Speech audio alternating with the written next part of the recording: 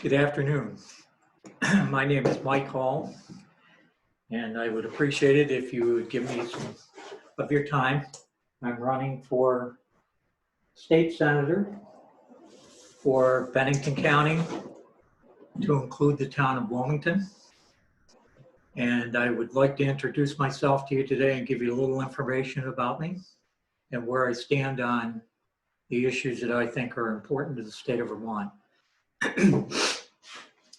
I was born and raised in the Manchester-Arlington area. I went to local schools and I graduated from Burton Academy back in the mid-70s.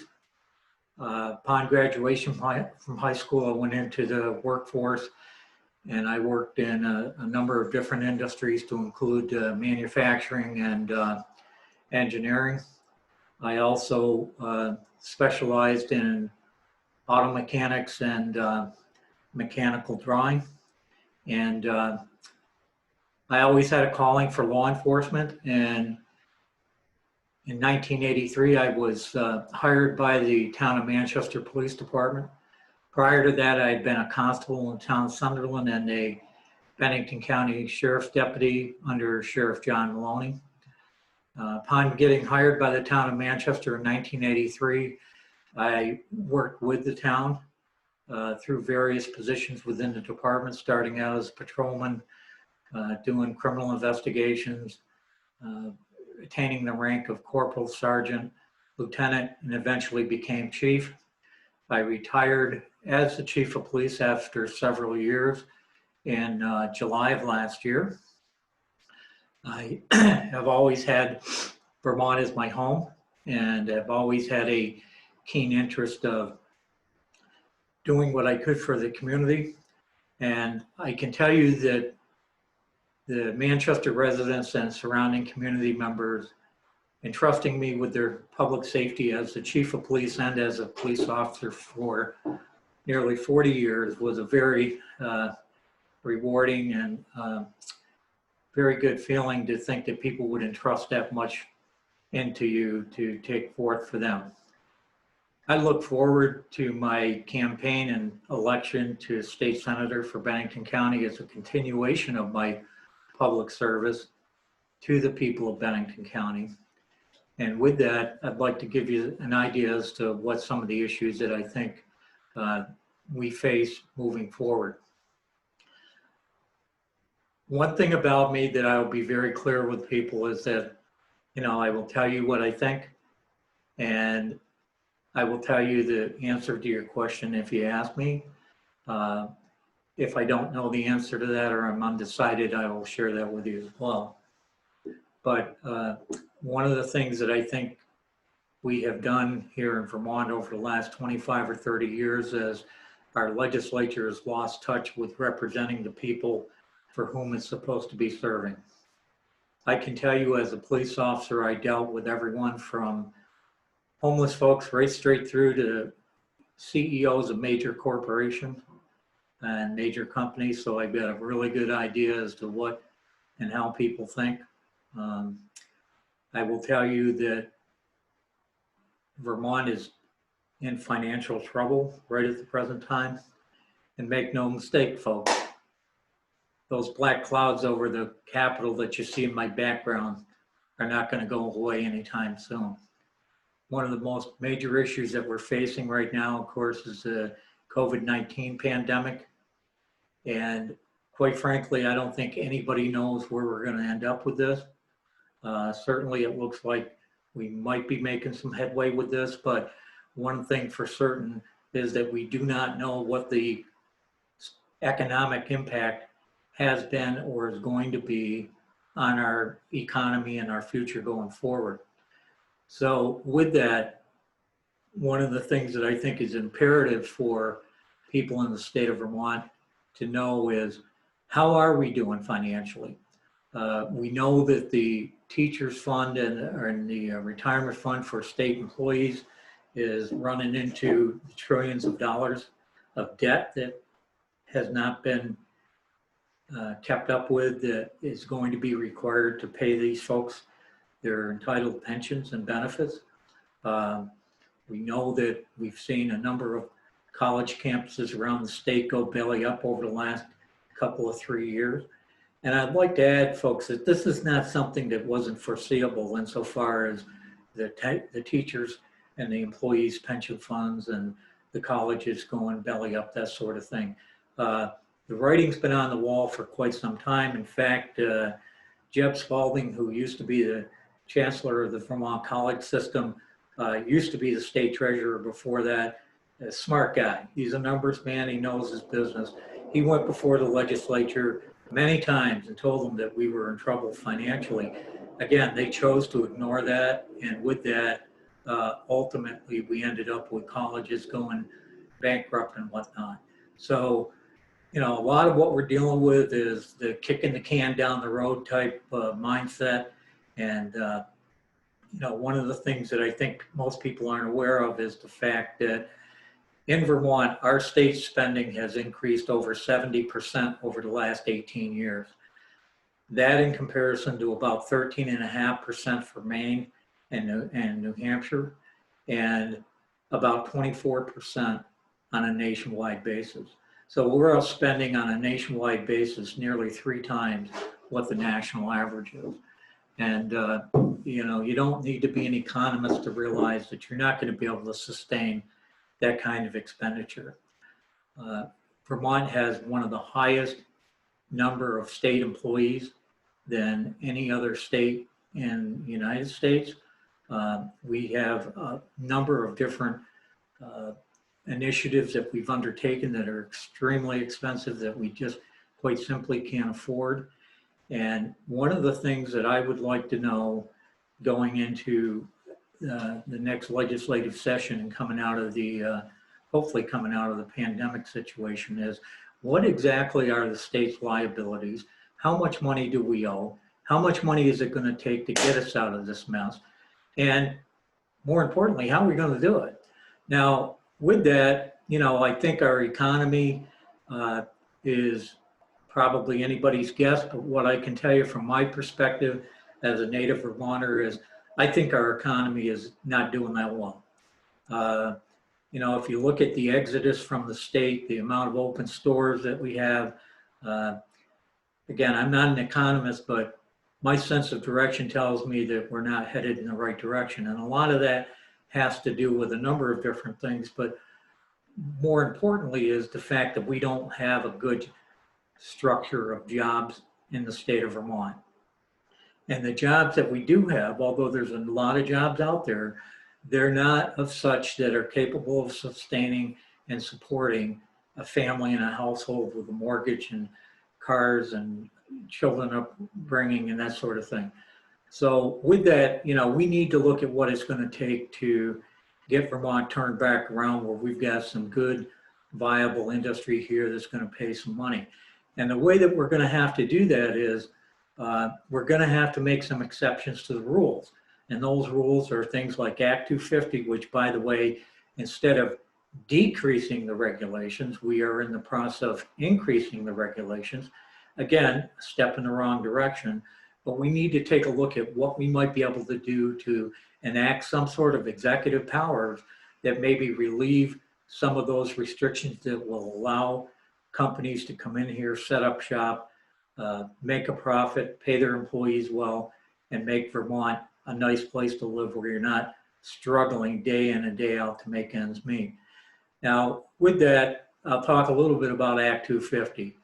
You know, I've been in Vermont my entire life. I was here when Act 250 was first enacted. And Act 250, quite frankly, was a knee-jerk reaction that a lot of people were going to come in here and set up shop, and you know, we were going to become a suburb of New York in 2 or 3 years. And what happened is when they instituted that, it's been nothing but a layer of bureaucracy that has done it, just about everything it could to destroy the vitality and the development of the state of Vermont.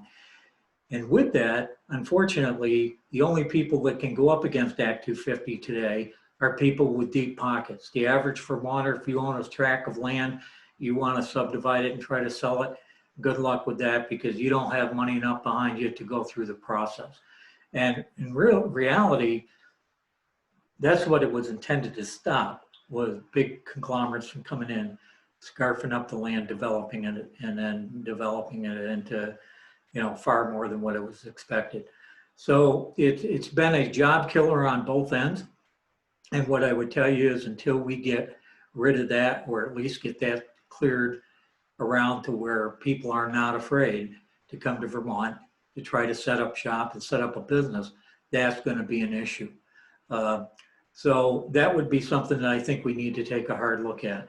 And, before anyone says I'm not against environmental protection, I'm not against clean water, clean air, none of that stuff. But what I'm against is things that are going to make Vermonters struggle more, have less, and eventually not be able to keep what they have. And I think that's the key. And speaking of that, when we talk about things like taxes, Vermont taxes are some of the highest in the country.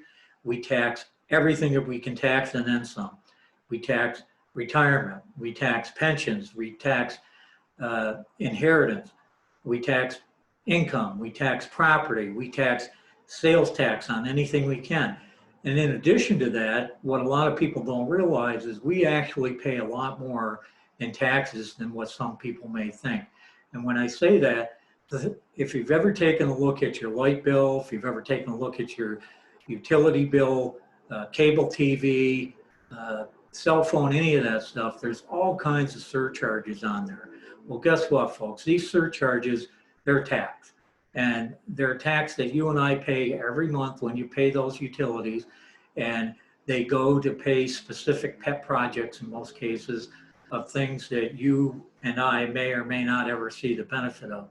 But the fact of the matter is that they are in fact a tax.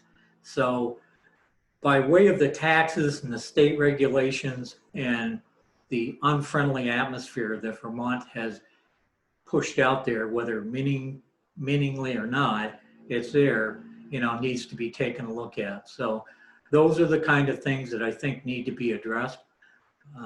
The other thing is to back off in the state regulations. Here we are in the middle of a pandemic, people unemployed, businesses can't operate at full capacity, people don't know what's going to happen at the end of this thing. And the legislature saw fit to go back and start continuing with their session and passing laws.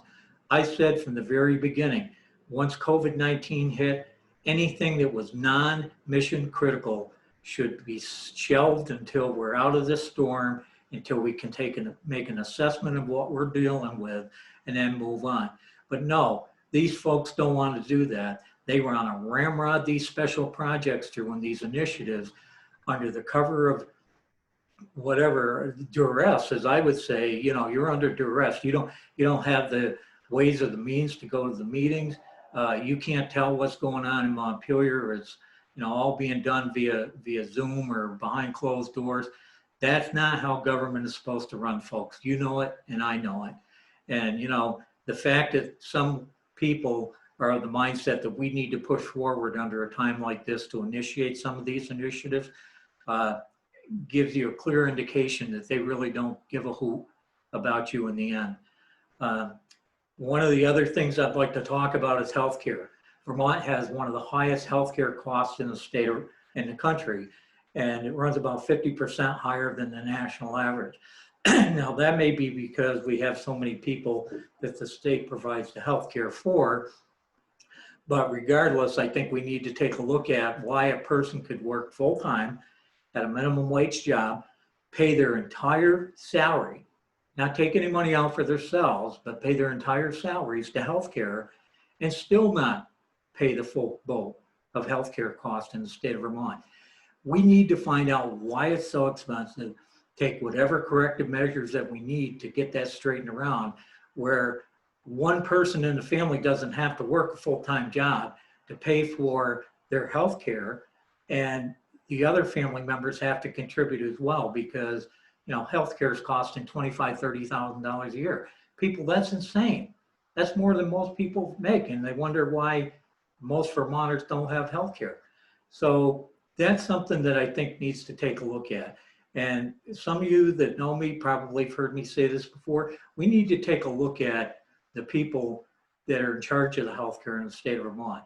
And I don't mean to single individuals out, but the the fact is that we pay the head of the University of Vermont Healthcare $2.2 million a year. You know, do you realize that that's over 5 times what the President of the United States makes? 5 times. Something's wrong with that, folks. We need to change that. And not that they're not good people. Hey, I'd take as much money as you'd pay me if I could get away with it too. But the fact of the matter is, what, we can't find somebody that could do that job for $1 million or $750,000? Those are the kind of conversations that I think have to take place. Are they going to be fun? Absolutely not. People going to like you? Some will, some won't. But the fact of the matter is, my job in Montpelier is going to be to represent the vast majority of Vermonters. And if that means bristling somebody's backside a little bit, then I guess that's what it'll amount to. But nonetheless, needs to be done. Hasn't been addressed in the past. And moving on to another issue is our mental health crisis. You know, we've had a mental health crisis in this state that has gone unchecked year after year after year. It's continuously getting worse. I tell people realistically in the state of Vermont, when I was a police officer, probably 60% of the calls for service that we got were in some form or fashion related to mental health illness. Now with that, since the state closed the state mental hospital after Irene and Waterbury got flooded out up there, we haven't had a place to put folks that need mental health care. And so you're leaving it to the police. As a police officer of 40 years, I'm going to tell you right now, the police are not equipped, we're not trained, we don't have the facilities, we don't have the manpower, we don't have the expertise to be dealing with that. But the state has, again, refused to pick this can up. It's easier to keep kicking it down the road than it is to deal with it. But it's not going to go away, folks. These people that are suffering from these illnesses, we have a responsibility to take care of them. And it's not by way of the criminal justice system. It is a shame that we are using our criminal justice system to deal with a mental health crisis, not only in Vermont, but across the country. We're better than that. We need to take the bull by the horns and do what's right here and get these people the help that they need. And with that is the whole drug opiate overdose drug use problem.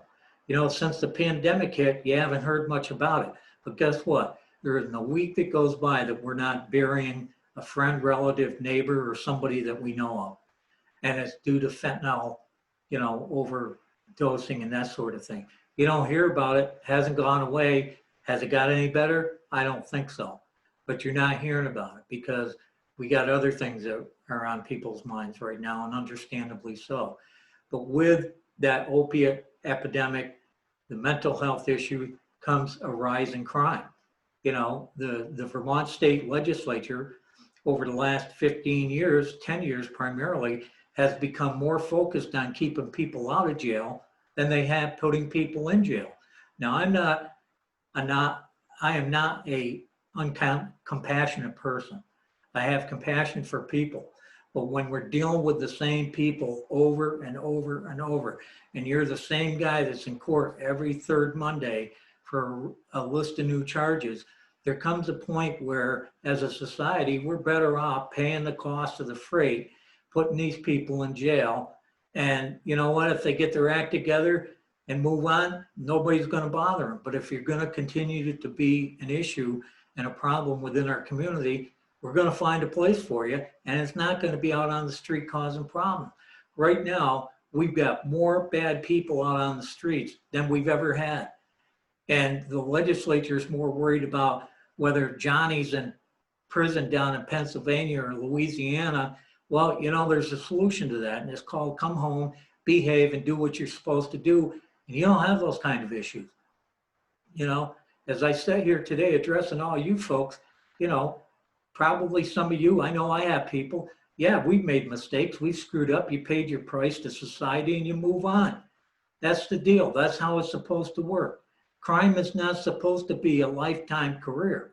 And if you want to make it a lifetime career, they ought to have a place for you. In fact, they do, it's called jail and prisons, and that's where people should be. Now, with that, what I would say to you is, as a police officer for 40 years, public safety and the safety of our citizens is paramount to me. Gone are the days when the only reason why you lock the door is so nobody'd let the dog out. People are afraid. People are afraid to shoot over street to pick up, something for dinner without locking the door.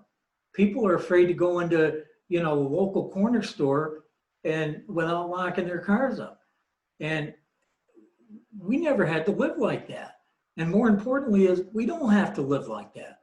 Stop hobbling and handcuffing the police. We got some very competent people out there. The guys do an incredible job. Let them do their job. They're not going to bother you. Trust me, there's enough people out there misbehaving. They don't have to go out and pick on the guy that's not doing anything wrong. There's enough of them out there to keep them busy. And with that, what I would say to you is, we've got the opportunity right now to turn this around. Stop making the people that are coming into the state of Vermont, regardless of where they're from, whether it be New York or Massachusetts or Connecticut, regardless of what color they are, regardless of what any of their background may or may not be. If you come here and you're not doing anything wrong, we're not going to bother you. If you're coming here and you're doing drugs and you're causing problems and you're creating crime, you need to be dealt with. You need to get arrested. And if you're bringing the poison in that's killing our kids, friends, relatives, and neighbors, then you probably ought to go to jail. And I'm not going to apologize for that, and I'm tired of hearing that, Vermont has got to do all these reforms so that we don't lock up people that deserve to be locked up. That's insane. Think about it. And, the bottom line is, folks, we're going to have some decisions to make come November. And you're going to be hearing more about some of my ideas on this because I've got ideas just as you do. And I want to know what those ideas are. One thing I can tell you is the guys that have been up there for the last 20 years, ask yourself, are you better off now than you were 20 years ago? I don't think so. And if we don't change what's going on up there in Montpelier, it's going to be more of the same. You want to make a change, stay tuned. I got more to come. Thank you.